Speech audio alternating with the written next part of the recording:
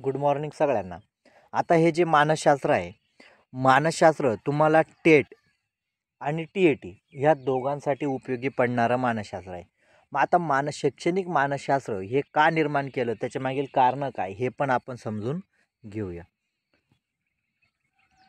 आता अध्यापनाचे मानसशास्त्र व स्वरूप हा घटक पहिला आहे. आता विशिष्ट उद्दिष्ट, आता म्हणजे तयार का केलं गेलं.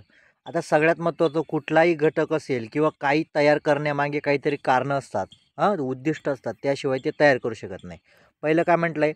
आता तुम्हाला प्रश्न विचारला जाऊ शकतो का, मानसशास्त्र का, म्हणजे मानसशास्त्र पुस्तक का तयार केलं, शैक्षणिक मानसशास्त्र का तयार केलं.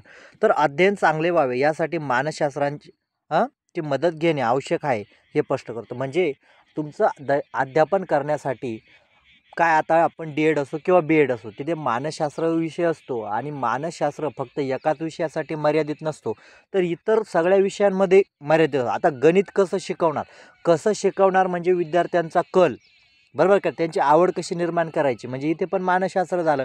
म्हणजे मानसशास्त्र फक्त कुठल्याही एका विषयासाठी उपयोगी नाही, तर असंख्य जेवढे विषय आहेत त्या विषयांसाठी उपयोगाचं असतं. दुसरं काय, मानसशास्त्रातील सिद्धांताचा अध्यापनात उपयोग स्पष्ट करतो. म्हणजे मानसशास्त्रामध्ये जे शास्त्रज्ञ आहे, जे सिद्धांत आहेत, आपण बघा CTET दिली, त्याच्यामध्ये जीन पियाजे असेल, लेवाई-गोस्की असेल, हे शास्त्रज्ञ कशा प्रकारे सांगतात, समाजातून कसा मुलगा शिकतो, काय करतो, म्हणजे याचा पण उपयोग कुठे होतो, तुम्हाला अध्यापनात होतो. बालकांची वागताना मानसशास्त्रातील तत्वांचा उपयोग करतो. म्हणजे आता बालकांची कसं वागावं याचा पण उपयोग मानसशास्त्रामध्ये होतो. आणि सगळ्यात महत्त्वाचं, आता आपण बघा केंद्रीय शिक्षक पात्रतेचा अभ्यास केला, तर तिथे विद्यार्थी चुका का करतो, या चुका पण आपल्याला समजल्या पाहिजे.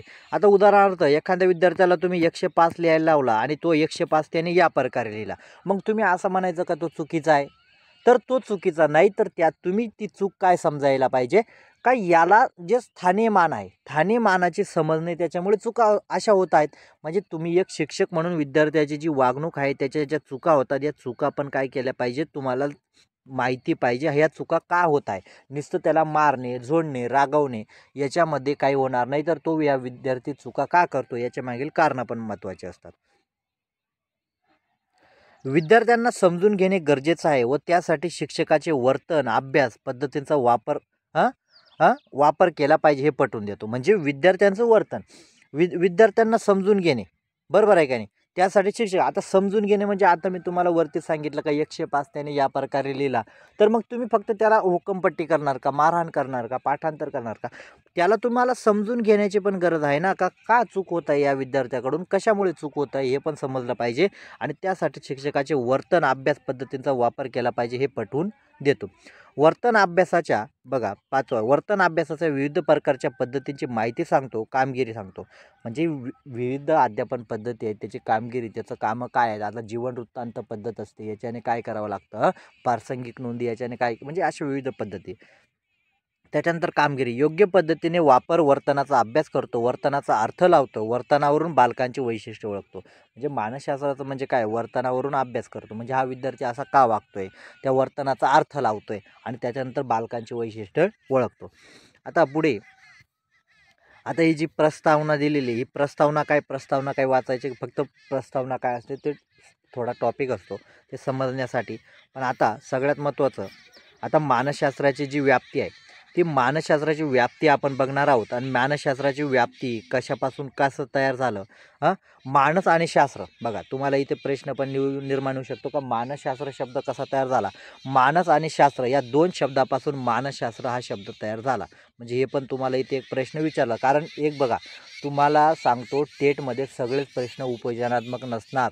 कारण महाराष्ट्रामध्ये ज्या पण परीक्षा होतात, अध्यापन पद्धतीला एवढं महत्त्व देत नाही, किंवा उपयोजनात्मक प्रश्नाला ते काय करतात, पाठांतराला खूप महत्त्व देतात. त्याच्यामुळे असा पण प्रश्न विचार, मानस आणि शास्त्र या कोणत्या 2 शब्दापासून मानसशास्त्र शब्द तयार झालेला आहे.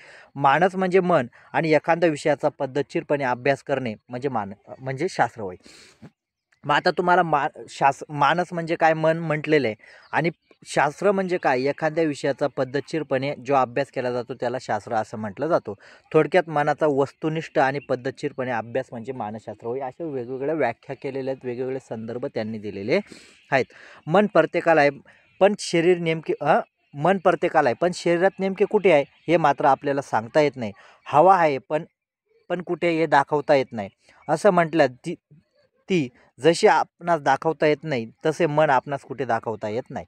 म्हणजे ज्या प्रकारे हवेचं अस्तित्व आहे त्या प्रकारे मनाचं पण अस्तित्व आहे. ते पण ते आजपर्यंत कोणाला दाखवता आलं का नाही मन कुठे असतं, पण त्याचे अस्तित्व मात्र पदोपदी जाणवते. म्हणजे काय, जे मन आहे ते मनाचं अस्तित्व तुम्हाला पदोपदी प्रत्येक वेळेला जाणवतं ना.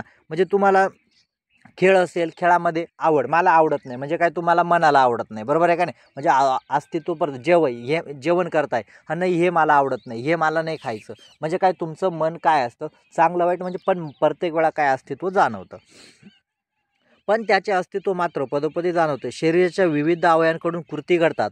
पायांच्या मदतीने आपण चालतो, हाताच्या मदतीने आपण वस्तू उचलतो, डोळ्यांनी पाहतो, कानांनी ऐकतो, नाकाने श्वास घेतो. शरीराच्या विविध अवयवांकडून हजारो कृती घडतात. बघा आता शरीराचे विविध अवयव त्याच्याकडून काय करतात, हजारो कृती घडतात. या सर्व कृती मागे मनाची स्फूर्ती आणि प्रेरणा शक्ती असते. आता बघा हे विसरून चालता येणार नाही. म्हणजे बघा आज तुम्ही हात हलवला, पाय हलवला, चालले, बोलले, याच्या मागे सगळ्यात महत्त्वाचं काय असतं, प्रेरणा असते.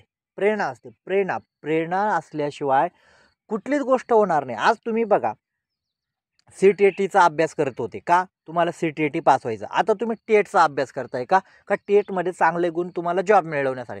मग मला सांगा, जर ही प्रेरणा जर अस्तित्वात नसती, प्रेरणा म्हणजे मुलगी नाही, म्हणजे आपलं उद्दिष्ट साध्य करण्यासाठी मनामध्ये एक इच्छा असणे, प्रेरणा म्हणजे थोडक्यात इच्छा. जर आपल्याकडे ती इच्छाच निर्माण नाही तर काही कृती घडेल का.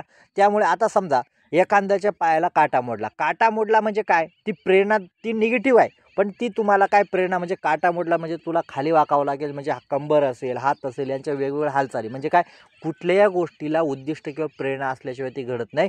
प्रेरणा निगेटिव्ह पण असू शकतात आणि पॉझिटिव्ह पण असू शकतात, हे मात्र लक्षात ठेवायचं. म्हणजे एवढा बारकाईने मानसशास्त्र समजून घ्यावं लागतं. अगदी मानसशास्त्रीय भाषेत वर्तन करायचे झाल्यास आपणास असे म्हणता येईल की मन हे मानवी वर्तनाचे स्फूर्ती, प्रेरणा आणि शक्तिस्थान आहे. म्हणजे मन काय आहे, मानवी वर्तनाचे काय आहेत, शक्तिस्थान आहे. अशा मनाचे शास्त्र म्हणजे मानसशास्त्र होय. आता इथे मानसशास्त्र 21वे शतक हे मानसशास्त्राचे शतक मानले जाते. खरं तर मानसशास्त्राच्या अभ्यासाची सुरुवात अरिस्टॉटल, बघा मग मानसशास्त्राच्या अभ्यासाची सुरुवात कुठून झाली, तर अरिस्टॉटल जे आहे त्याच्या काळापासून झाली. म्हणजे इसवी पूर्व 384 तर 322 यापासून झाली. अरिस्टॉटल हा ग्रीक तत्वता आहे. म्हणजे अरिस्टॉटल कोणता आहे, ग्रीक तत्वता आहे. त्याने डी ॲनिमा नावाचा ग्रंथ लिहिला. त्यात त्याने आत्म्यासंबंधी विचार संबंधित आहे. बघा आता मग तुम्हाला अरिस्टॉटलने कोणत्या नावाचा ग्रंथ लिहिला हे पण विचारलं जाऊ शकतं. आणि सगळ्यात महत्त्वाचं त्याच्यामध्ये कोणते विचार समाविष्ट आहे, कोणते विचार समाविष्ट आहेत, प्रेरणेसंबंधी का, तर कशासंबंधी, आत्म्यासंबंधी विचार काय आहेत त्याच्यामध्ये समाविष्ट आहेत. आत्म्याचे शास्त्र ते मानसशास्त्र अशी व्याख्या अरिस्टॉटलने केली. बघा आत्म्याचे शास्त्र ते मानसशास्त्र, आत्म्याचे, आता त्याने मन वापरलाय का शब्द, अजिबात नाही, आत्म्याचे शास्त्र ते मानसशास्त्र अशी व्याख्या कोणी केली, अरिस्टॉटलने ही केलेली आहे. त्याच्यानंतर ग्रीक काळातील आणखी एक तत्वज्ञता, बघा आता ग्रीकमधील अजून एक तत्वता प्लेटो यांनी रिपब्लिक्स नावाचा ग्रंथ लिहिला. आता रिपब्लिक्स नावाचा ग्रंथ कोणी लिहिला हे पण तुम्हाला लक्षात पाहिजे. प्लेटो यांनी रिपब्लिक नावाचा ग्रंथ लिहिला. या ग्रंथामध्ये व्यक्तिभिन्नतेचे विचार मांडलेले आहेत. बघा आता व्यक्तिभिन्नतेचे विचार कोणी मांडले, प्लेटो यांनी. व्यक्तिभिन्नता म्हणजे प्रत्येकाच्या म्हणजे काय आवड असेल, प्रत्येकाची वेगळी, याची व्यक्तिभिन्नतेचे विचार मांडले. हे विचार मानसशास्त्रीय अतिशय जवळचे आहेत. ग्रीक तत्वत्याप्रमाणे रोमन काळातील क्लोटियन नावाचा एक शिक्षण तज्ज्ञ होऊन गेला. एक वक्ता तयार करण्यासाठी, बघा आता वक्ता तयार करण्यासाठी या क्लोटियनने काय सांगितले, तयार करण्यासाठी करायच्या निवडीच्या व्यक्तीची बुद्धी लक्षात घ्यावी याने म्हटले. म्हणजे बघा वक्ता तयार करायचा, वक्ता म्हणजे तुम्हाला शिक्षक, आता उदाहरणार्थ वक्ता म्हणजे शिक्षक एकाच प्रकारे येतात.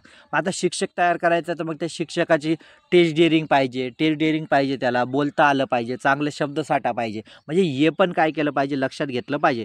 थोडक्यात सांगायचं झालं, ग्रीक व रोमन काळापासून तुटकपणे का होईना मानसशास्त्राचा विचार चालू होता. म्हणजे ग्रीक काळामधून काय झालेलं होतं, म्हणजे पूर्वीपासून मानसशास्त्राचा अभ्यास चालू होता. अभ्यास चालू होता आणि सगळ्यात महत्त्वाचं त्याचा वापर पण केला जात होता. आता पुढचा जो पॉईंट आहे मानसशास्त्राचे स्वरूप आणि चर्चा हे आपण ते बघणार आहोत. हे फक्त तुम्हाला पहिला दिवस होता आणि हे पहिल्या दिवसामध्ये काही जे महत्त्वाचे पॉईंट आहेत हे मी तुम्हाला सांगितलेले आहेत. व्हिडिओ कसा वाटला लाईक करा आणि सबस्क्राईब करा आणि समजून घेण्यावरच भर द्या आणि कोणत्या शास्त्रज्ञांनी काय दिलेलं आहे हे पण सगळ्यात महत्त्वाचं लक्षात ठेवा.